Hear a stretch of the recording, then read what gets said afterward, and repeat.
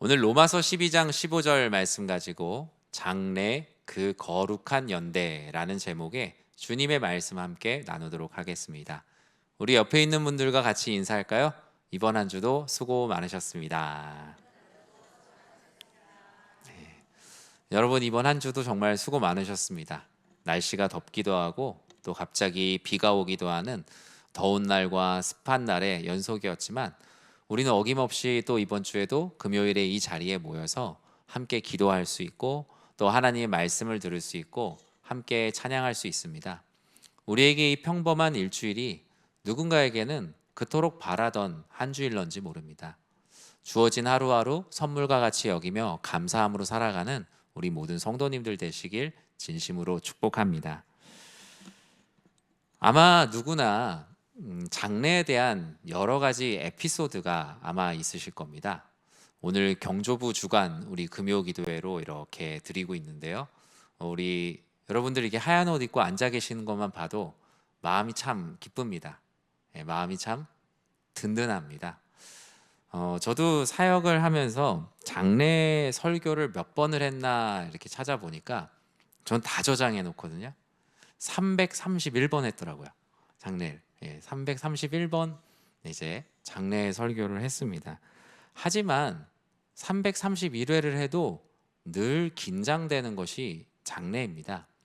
왜냐하면 우리 성도님들이 가장 슬프고 또 힘들고 또 목회자로서 내가 무엇을 전해드릴 수 있을까?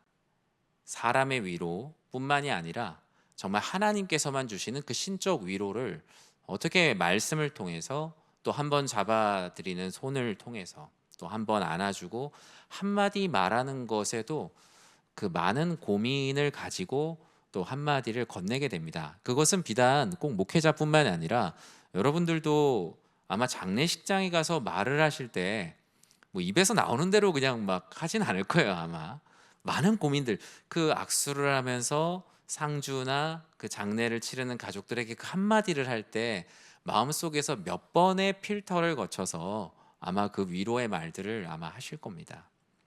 제가 이렇게 우리 상조 찬양대 우리 섬기시는 분들 보면 든든하다라는 말씀을 드리는 건 이전에 사역을 하다가 명절의 때가 기억이 났어요. 명절이 되면 이제 목회자들이 명절에 집에 내려가긴 하지만 약간 5분 대기조 같은 느낌으로 내려갈 때가 있습니다. 이번 주에 이 명절에 장례가 날 것 같은 거죠. 그래서 저도 검은 양복을 가지고 명절에 집에 내려갔던 적이 2번이 있었습니다. 근데 그 2번 다 장례가 났어요. 저희 집이 이제 충청도잖아요. 내려갔는데 명절 아침 전날, 당일 전날에 전화가 왔어요. 밤늦게. 이제 아버지께서 소천을 하셨다. 그런데 이제 장소가 대구인 거예요. 대구. 대구. 네, 다행히 저희 집은 이제 대구를 가는 길에 있어서 제가 내일 가겠습니다. 아침에 이제 명절 당일 아침 9시에 위로 예배를 드려달라고 하시더라고요. 명절 당일 아침 9시에 장례 예배를 드리러 갈 일은 거의 없고 제 일생에도 한 번 있었습니다. 제가 아침 9시에 가는 게 걱정이 되진 않았어요. 집에서 뭐 7시에 출발하면 되니까요. 그런데 제일 걱정이 되었던 것은 무엇이었냐면 명절날 당일 아침 9시에 그 위로 예배 자리에 같이 와주실 수 있는 분이 있을까라는 것이었어요. 게다가 그 성도님은 교회에 오신 지 그렇게 오래되지 않은 분이셨어요. 한 반년 정도고, 제가 담당하는 교구의 성도님들은 당시에 1000명이 넘었지만 명절 당일날 아침 9시에 대구까지 오실 수 있는 분이 있을까? 라는 생각을 한 거죠. 아침 9시가 됐습니다. 딱 도착을 했어요. 제 기억에 대구에 있는 드림병원이라는 병원이었습니다. 기억이 납니다. 대구 드림병원에 딱 도착을 했습니다. 문을 열고 들어가는데 세상에서 가장 무거운 문을 열고 들어갔던 기억이 납니다. 왜냐하면 저 혼자 갔거든요. 뒤에 아무도 없는 거예요. 혼자 조문을 하는 건 하겠는데 혼자 예배를 드리러 들어간다고 생각하니까, 또 교회도 성도가 많은 교회고 교구 성도도 많은 교회인데 혼자 그 문을 열고 들어가는데 그 문이 그렇게 무겁게 느껴졌던 적이 없습니다. 아니나 다를까 이제 직계 가족하고 몇 분만 이렇게 계셨어요. 예배를 이렇게 시작을 했습니다. 앉아 계신 분이 없으니까 더 떨리는 거예요. 보통은 가면 막 이제 막 빈자리가 없을 정도로 우리 성도님들이 가득 채워서 앉으시죠. 빈자리가 너무 많은 거예요. 설교를 이렇게 하고 있는데 뒤쪽에 제가 밀고 들어왔던 그 무거운 문이 이렇게 열리는 거예요. 친척분이 오셨나 했는데 아는 얼굴인 거예요. 그분을 새가족부에서 담당했던 새가족부 선생님이 새벽에 동서울 터미널에서 버스를 타고 대구를 오신 거예요. 그래서 이런저런 그 예배가 이제 끝나고 같이 위로하고 조문을 했죠. 그러면서 이런저런 이야기들을 나눴어요. 그 성도님도 너무나 놀랬죠. 새가족부에서 잠깐 나를 맡아주시고 가르쳐 주셨던 그 선생님이 이 명절 당일 아침 9시에 대구까지 오신 것이죠. 같이 예배가 끝나고 잠시 위로하는 시간을 가졌어요. 사람은 적었지만 그 가운데 느꼈던 그 마음을 저는 오늘 말씀의 제목으로 정했습니다. 거룩한 연대감. 이거는 인원이 많아서 뭐 그 자리가 대단히 뭔가 잘 준비돼서가 아니라 도대체 교회란 무엇이길래 명절 아침 9시에도 이렇게 함께 슬픈 자를 위로하러 모였을까? 모인 사람은 2명, 3명이지만 그 가운데 주시는 은혜는 이루 말할 수 없는 큰 은혜였습니다. 저도 목회를 시작한 지 전도사부터 시작한 걸 이렇게 세보니까 내년이 20년이 되더라고요.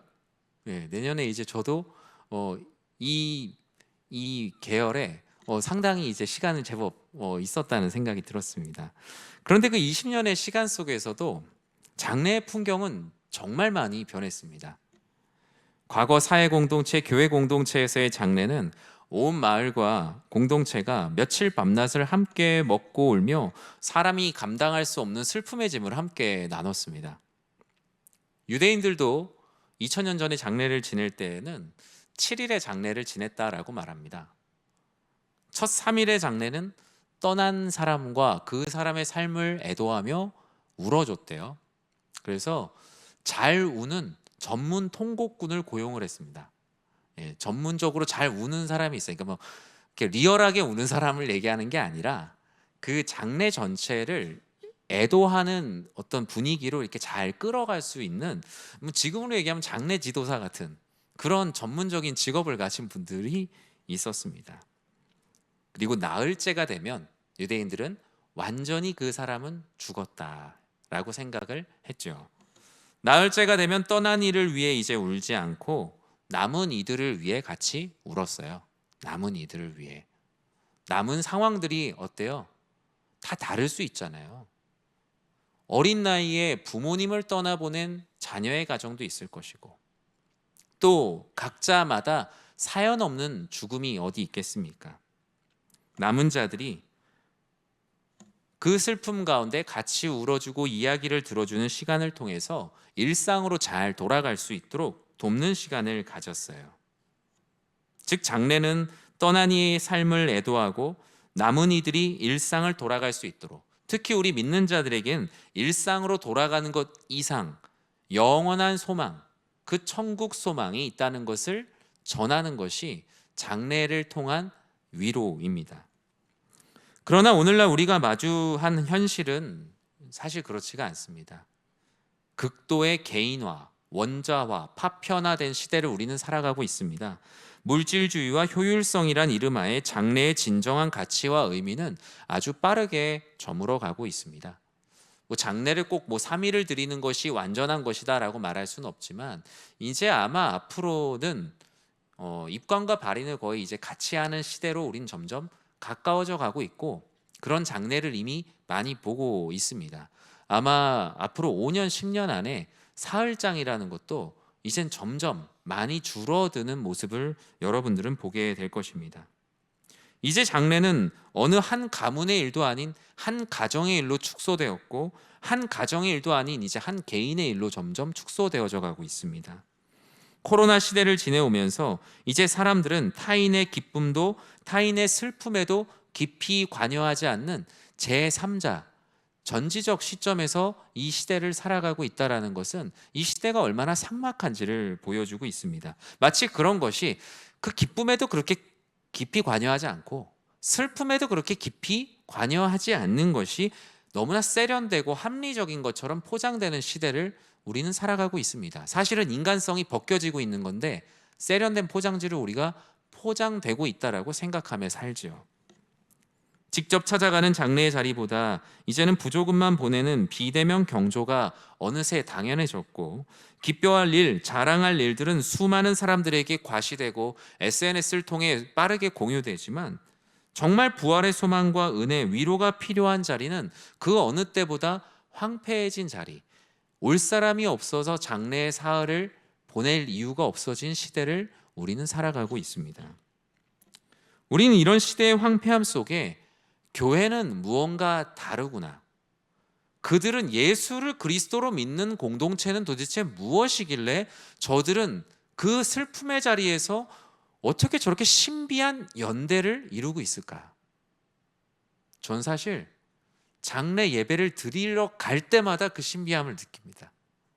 그때마다 제가 교회 공동체에 속해 있는 사람이면서도 도대체 교회가 뭐길래, 도대체 이 예수를 그리스도라고 믿는 공동체가 무엇이길래 사촌 육촌도 없는 발인의 자리에 교인들이 다 같이 모여서 마지막 그 운구차가 떠나는 순간까지 바라보며 기도할까? 장지에까지 따라가서 예수 부활을 전하며 그 가운데 사랑을 나눌까? 여러분 신기하지 않습니까? 어떤 성도님이 얘기해요.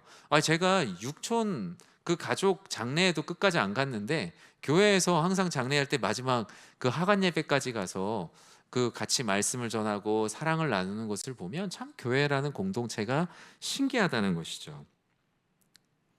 우리는 과연 이런 시대 가운데 어디에 서 있어야 할까? 화려한 잔칫집에만 기웃거리는 사람들이 많은 이 시대 가운데 즐거워하는 자들과 함께 즐거워하고 우는 자들과 함께 우는 가치가 얼마나 소중한지 우리는 오늘 말씀을 통해 함께 나눠보도록 하겠습니다. 우리 오늘 말씀을 암송하시는 분들도 있지만 우리 같이 한번 다시 읽어볼까요? 즐거워하는 자들과 함께 즐거워하고 우는 자들과 함께 울라. 아멘. 교회가 무엇이냐라는 많은 정의가 있지만 교회 공동체를 정의하는 분명한 일부가 바로 이 말씀입니다. 즐거워하는 자들과 함께 즐거워하고 우는 자들과 함께 우는 것입니다. 너무나 당연한 말을 하는 것 같죠? 그러나 그렇지 않습니다. 요즘 즐거워하는 자들과 같이 즐거워하는 사람들 별로 없습니다. 여러분이 잘 되는 것 많은 사람들이 다 축하해 주는 것 같지만 시기 질투하는 사람들 많습니다. 우리 애가 좋은 대학에 들어가고 사업이 잘 되면 다 박수 쳐주는 것 같지만 뒤에서는 샘내는 사람들 많이 있습니다. 진짜 즐거워하는 것, 우리가 예수를 그리스도로 믿는 진실한 믿음이 없으면 인간은 즐거워하는 것에서 진짜 즐거워할 수 없는 존재입니다. 슬퍼하는 곳에서 같이 슬퍼한다? 순방향 같지만 역방향입니다. 어떤 누군가가 슬퍼하는 곳에서 다행이라 여기는 사람도 있습니다. 그것이 바로 인간의 죄성이기 때문입니다. 바울은 그래서 로마서 12장을 통해서 그리스도의 생활을 말하고 있습니다. 그런데 그 생활은 모두 다 역설이에요. 너희가 예수를 그리스도로 믿는 자들이라면 이런 삶을 살아야 한다는 신앙생활의 매뉴얼을 이렇게 열어보니 다 반대예요. 믿음의 분량대로 지혜롭게 생각해라. 너희 지혜대로 생각하지 말고 너희 믿음의 분량대로 맡겨진 은사대로 섬겨라. 더 많은 것을 맡아서 자기를 자랑하지 말고 주님께서 주신 맡겨진 은사대로만 섬겨라. 형제를 사랑하고 존경하기를 받으려 하지 말고 서로 먼저 하기를 힘써라. 부지런하여 게으르지 말고 열심히 그 부지런함을 주를 위해 나타내라. 늘 기도해라. 성도들의 쓸 것을 공급하고 대접받기보다 손님 대접하기를 힘써라. 박해받는 자를 더 박해하려고 하지 말고 박해받는 자를 축복해라. 로마서 12장은 그 시대가 가고 있는 역방향을 계속 제시하고 있습니다. 이 모든 바울의 권면은 시대를 거슬러 올라가는 역설입니다. 사람들이 그냥 사는 대로 살기보다 하나님이 원하시는 방향으로 거슬러 올라가는 것, 그것을 성경은 거룩한 연대라고 말합니다. 혼자 갈 수 없기 때문입니다. 혼자 가면 그 거꾸로 올라가는 그 물결이 너무나 거세기에 우리는 서로의 어깨를 걸고 거룩한 연대의 공동체로 그 길을 거꾸로 거슬러 올라갑니다. 이 거룩한 연대의 시작은 오늘 말씀 안에서 우리가 볼 수 있는 건 슬픔을 함께 대면하는 것, 그것이 바로 거룩한 연대의 시작이에요. 사람들은 죽음을 외면하고 싶어 합니다. 죽음의 냄새, 기운, 모든 것을 피하려고 합니다. 믿지 않는 사람들이 교회 다니는 사람들을 보면서 발견하는 모순이 있습니다. 그렇게 천국 얘기하는데 천국 보내줄까? 그러면 싫어합니다. 왜냐면 내가 가고 싶은 때 가겠다는 거죠. 교회라는 곳이 죽음을 이긴 것처럼 보이지만 죽음을 가장 무서워하기도 합니다. 교회 안에 죽음을 준비하는 성경 공부하자 그러면 그 재수 없다고 잘 안 하려고 합니다. 그런데 모두 다 천국을 소망하는 아이러니가 우리들에겐 있어요.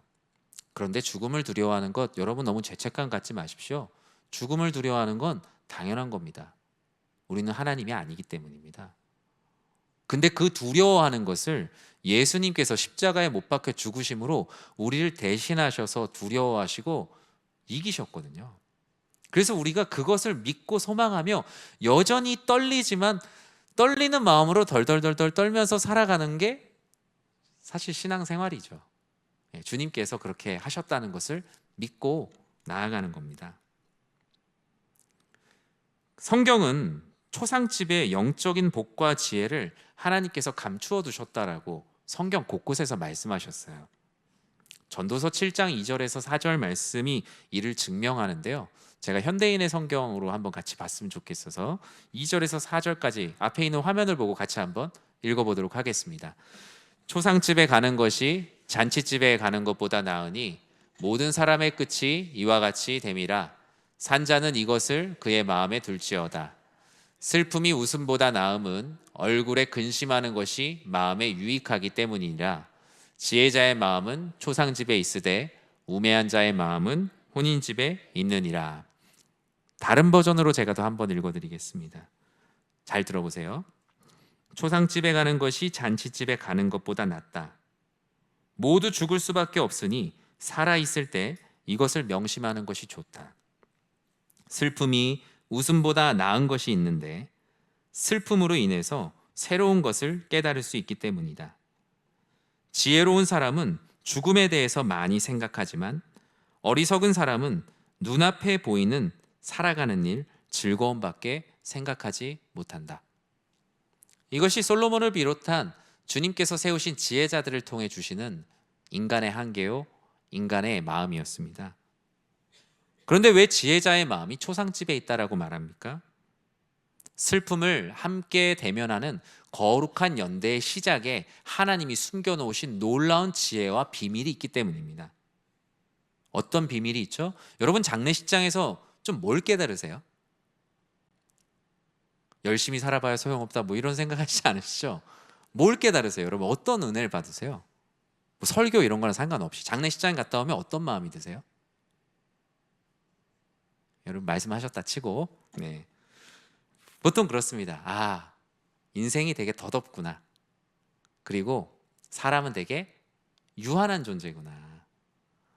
많이 배우고 뭐 아무리 멋있고 뭐 많은 것을 가졌고 그런데 그 앞에 되게 그냥 평등한 존재구나. 하나님께서 사람을 깨닫게 하시는 많은 신앙의 자리가 있는데 그중 가장 빛나는 자리는 장례가 아닌가라는 생각을 합니다. 저도 목회의 어떤 진리 그리고 어떤 식으로 목회를 해야겠다는 생각들을 장례식장 갔다 오면서 참 많이 하거든요. 또 인간적으로도 그런 마음 가집니다. 장례식장 갔다 오면서 저보다 다 어떻게 보면 인생의 선배님으로 살아가신 성도님들, 부모님들이 아무래도 저보다 이제 더 연배가 있으신 분들이 있으니까 다녀오면 부모님께 더 잘해야겠다, 가족들에게 또 함께 만나는 교우들에게 더 잘해야겠다라는 너무나 당연하지만 일상 가운데 잃어버리고 있는 당연함을 다시 이렇게 찾아온다고 할까요? 하나님께서 이렇게 돌려주시는 것을 느낍니다. 인생은 하나님 없이 모든 것이 덧없구나라는 너무나 당연한 진리를 하나님은 장래의 자리에 놓으시고 그것을 찾아온 이들에게 찾아가게 하십니다. 아무리 대단한 부와 명예를 가졌어도 죽음 앞에 평등합니다. 장례를 치르는 규모나 환경, 사람들의 모임, 장례식을 마치는 순간까지도 모든 것이 차등해 보이지만 죽음이란 육신의 생명이 끝난다는 부분에서 모두 평등합니다. 사람들은 장례식에서 하나님께서 주시는 마음을 경험합니다. 아, 나도 언젠간 죽음을 맞이하겠구나. 내 인생도 영원하지 않구나. 내가 예수가 그리스도이심을 더 열심히 믿어야겠다. 그리고 이 사실을 알지 못하는 이들에게 더 전해야겠다. 인생의 종말, 진리와 진실을 대면합니다. 교만했던 마음이 낮아지고 분주했던 것들이 차분해지고 탐욕스러웠던 마음도 한결 무언가 정리가 되는 그런 시간을 가져요. 그것이 바로 거룩한 연대, 장례 자리에서 주시는 하나님의 은혜입니다.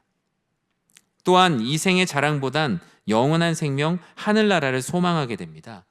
여러분, 사실 사람은요, 세상의 잔칫집에 가서 영생을 바라보고 오기가 쉽지가 않습니다. 여러분, 결혼식장 가서 박수 막 치고 와서 영생에 대한 그 간절함을 가지고 돌아오기가 여간 어려운 일이 아닙니다. 칠순잔치, 팔순잔치에 가서 박수 막 쳐주고 와서 물론 저 어르신 저렇게 정말 축복받은 인생을 살았구나, 그 삶뿐만 아니라 영원한 생명의 기쁨도 누리길 바란다, 이런 마음 가지기 참 어려워요. 잔치집에서 영생을 구하기가 어렵습니다. 오히려 세상의 잔치집은 세상을 사랑하기 쉬운 유혹들이 지뢰처럼 막 있어요. 지뢰밭처럼. 여러분, 누군가 축하해주고 와서 시험에 든 일 있습니까? 없습니까? 누구나 다 있습니다. 초등학생들도요, 누구 생일잔치 해주는 친구 생일잔치 축하해주러 왔다가 집에 오니까 말은 그렇게 안 하지만 이놈의 집구석은 왜 이러지? 그런 생각 할 수 있습니다. 왜 우리 집은 딴 친구는 보니까 어디에 뭐 홀 얻어갖고 막 생일 축하해 주는데 사실 엄마한테 얘기는 안 했지만 선물을 주기가 부끄러운 그런 생일 잔치 가본 적 있으실 거예요. 생일 잔치까지 아니어도 결혼식 갔는데 너무나 화려한 결혼식인 거예요. 걱정이 되는 거예요. 내 자녀 결혼식 때는 이렇게 못하는데 어떡하지? 때로는 나보다 멋지게 잔치를 치르는 사람을 보며 시기 질투가 나기도 하고 우울한 마음이 찾아오기도 해요. 장래의 자리에는 부활과 영생의 소망, 우리의 영혼이 하나님 품에 안긴다는 말씀이 크게 소리치는 자리입니다. 그 어떤 잔치집보다 슬픔을 홀로 대면할 이들이 함께 슬픔을 대면하는 자리예요. 사랑하는 성도 여러분, 우리 교회 안에 우리 경조부의, 우리 경조위원회의 사역은 그 어떤 사역보다 우리 영혼을 돌보는 최전선의 사역에 있다는 것을 여러분 기억하시고 많이 기도해 주시기 바랍니다. 교회의 사역들요, 사실 더 단순해져야 되는 것 같아요. 다른 거 뭐 다 안 해도 돼요.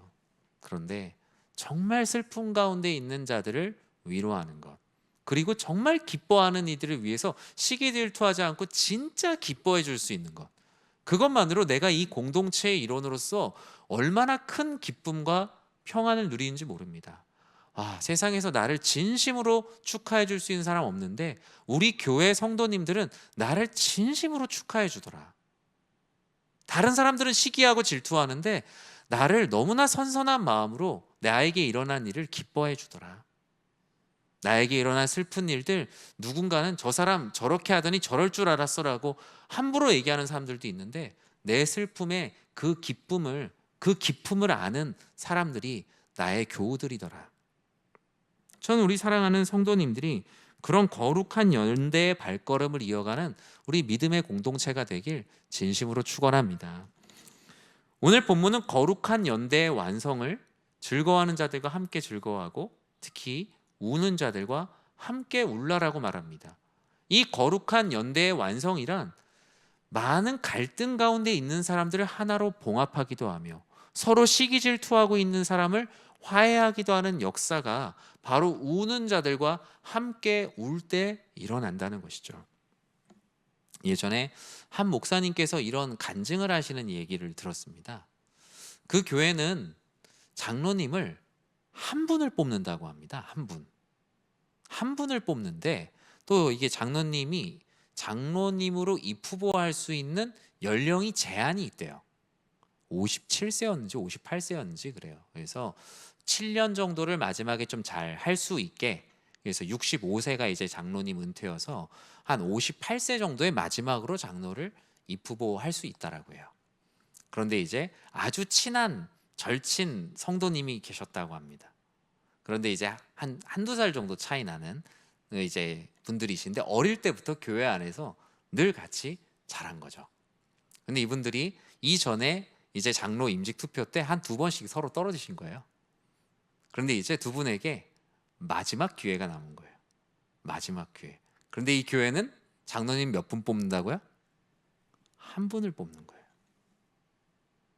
그런데 이 두 분의 마음 가운데 어떻게 보면 사탄이 주는 마음일 수도 있지만 내가 꼭 됐으면 하는 마음인 거죠. 그 마음은 좋은 건데 내가 됐으면 하는 마음인 거랑 저 사람이 안 됐으면 하는 마음은 좀 다른 거죠. 예전에 그 선수들이 그 역도 선수 장미란 씨가 그런 얘기를 하더라고요. 자기가 그 불안하고 초조할 때 대회를 나가면 우승을 하고 싶어서 저 선수가 저 역기를 떨어뜨리기를 기도했다는 거예요. 그러다 보니까 운동이 스트레스가 되고 모든 그 훈련하는 과정이 너무나 고역이었대요. 제발 떨어뜨려라. 제발 떨어뜨려라. 그런데 어느 순간 그 기도를 하고 있는 그 자신이 하나님 앞에 너무나 부끄럽게 느껴졌다는 거예요. 그 다음부터는 누군가가 떨어뜨리기를 바란 적이 한 번도 없었대요. 그냥 내가 더 열심히 훈련해서 저 친구도 저 친구의 능력에 최선을 들고 나도 내 능력에 최선을 들자. 그것을 결과를 하나님께 맡기자. 근데 우리가 살다 보면 상대가 떨어뜨리기를 바라는 때가 얼마나 많이 있습니까? 근데 앞서 이 두 분이 이제 임직을 얼마 앞두고 여러 가지 많은 보이지 않는 마타도어, 흑색 선전들이 교회 안에 많이 있었던 거죠. 주변에 이제 말은 안 하지만 이분을 이제 좀 지지하는 분들이 막 모이기도 하고, 사실 그분이 더 낫다는 것을 말하면 되는데 남을 험담하는 말들도 사람이다 보니 많았던 거죠. 그런데 그 두 분 중에 한 분이, 형님 되는 분이 부모님이 돌아가신 거예요. 장례에 갔죠. 아유, 형님이 어릴 때부터 같이 봤던, 교회에 가면 라면도 끓여주셨던 형님의 어머니신 거죠. 장례식 가서 조문을 하는데 그 동생 되시는 안수 집사님이 하나님 앞에, 그리고 그 형님과 그 어머니 앞에 그렇게 면목이 없었다는 거예요. 장로가 되는 게 그게 뭐길래? 내가 어릴 때부터 같이 유아 세례도 받고 주일학교에서 같이 수련회 가서 찬양하고, 그런데 그게 그렇게 뭐길래 그걸 가지고 내가 이 형님을 그렇게 미워했을까? 그 두 사람이 장례식장에서 그 동생이 형님한테 그 얘기를 하니까 형님도 나도 그랬다는 거예요. 그러면서 우리 서로 마음 쓰지 말고 하나님 앞에 모든 걸 맡기자. 그렇게 해서 우리가 교회를 섬기는 거지. 뭐 장로님만 교회를 섬길 수 있고 장로님이 안 되면 교회를 못 섬기는 거 아니잖아요. 그 장례식장이 그분들이 어쩌면 완전히 갈기갈기 찢어질 수 있었는데 그 어머니의 장례식을 통해서 이 두 분이 정말 주님 안에서 이렇게 하나가 되었다는 이야기를 이렇게 하시더라고요. 여러분, 교회에서 무엇이 중요합니까? 영화의 대사처럼 무엇이 중원디라고 하잖아요. 무엇이 중요합니까? 서로 즐거워하는 일에 함께 즐거워하고 우는 자들과 함께 그저 우는 것이죠. 부활의 증인으로 살아내기 위해 믿음의 발걸음을 이어간 사람 중에 저는 이전에 제가 이번 부활절 고난주간 기간에 설교했던 그 아리마대 사람 요셉과 니고데모가 기억이 났습니다. 그들 역시 정말 자신들의 삶을 위해서는 그 예수님의 시신을 달라고 해서는 안 됐겠죠. 요셉과 니고데모는 오히려 예수님의 그 죽음 앞에 울었다가는 얻을 것보다 잃을 것이 훨씬 많았던 사람들이죠. 요셉은 공회 회원으로서 자신의 사회적 지위와 목숨을 걸고 함께 울어주고 헌신했습니다. 니고데모 역시 자신이 가지고 있는 고가의 침향과 모략을 가져와서 시신을 정결하게 닦는데 자신의 재정과 마음 그리고 바리새인으로서 공동체의 정체성을 완전히 내어던지고 그 자리에 헌신했죠. 그 장례의 자리에 나오지 않았던 많은 사람들이 있었지만 예수님을 무덤에 모시고 섬겼던 이 모습들을 보며 모든 믿는 자들의 죽음에 성도들이 어떻게 헌신해야 되는지를 보여주었습니다. 그뿐만 아니라 아주 대표적인 말씀이죠. 요한복음 11장 33절과 그리고 35절 말씀을 우리 같이 한번 읽어볼까요? 예수께서 그가 우는 것과 또 함께 온 유대인들이 우는 것을 보시고 심령의 비통이 여기시고 불쌍히 여기사 예수께서 눈물을 흘리시더라. 어떤 장면입니까? 나사로의 죽음 앞에서 주님께서 보이신 말씀입니다. 예수님께서 사랑하는 자 나사로의 죽음 앞에서 눈물을 흘리셨다고 기록되어 있습니다. 나사로의 장례가 시작된 지 나흘이나 돼서야 나타나신 예수님. 왜 눈물을 흘리셨을까요? 첫 번째는 죽음 이후에 영생을 바라보지 못하는 그 사람들의 모습을 보며 안타까워서 예수님은 눈물을 흘리셨죠. 이 눈물은 모든 이들을 주의 이름으로 구원해야 한다는 마음을 더욱 갖게 하셨고 예수님께서 십자가 구원의 길로 가는 연료가 되는 눈물이었습니다. 둘째는 예수님의 능력을 제한하고 있는 이들을 안타까워하며 우셨어요. 예수님은 죽은 자도 살릴 수 있는데 예수님의 제자들을 비롯한 많은 사람들은 이미 예수님이 시간과 공간 모든 문제에 제약이 되어 이 나사로를 살릴 수 없다라고 이미 생각하고 있었기에 예수님은 그 모습을 보며 안타까워하며 우셨죠. 그리고 세 번째로 우리랑 똑같은 눈물을 흘리셨어요. 사랑하는 자 나사로의 죽음 앞에서 똑같은 한 인간으로서 눈물을 흘리셨어요. 하나님이시며 하나님의 아들로서의 예수님은 나는 부활이요 생명이니 나를 믿는 자는 죽어도 살겠고 무릇 살아서 믿는 자는 영원히 죽지 아니라라고 말씀을 하셨어요. 하지만 그와 동시에 나사로와 그의 가족을 사랑한 한 사람으로서 예수님은 그저 우는 자들과 함께 울어주셨다는 것을 우리는 기억해야 합니다.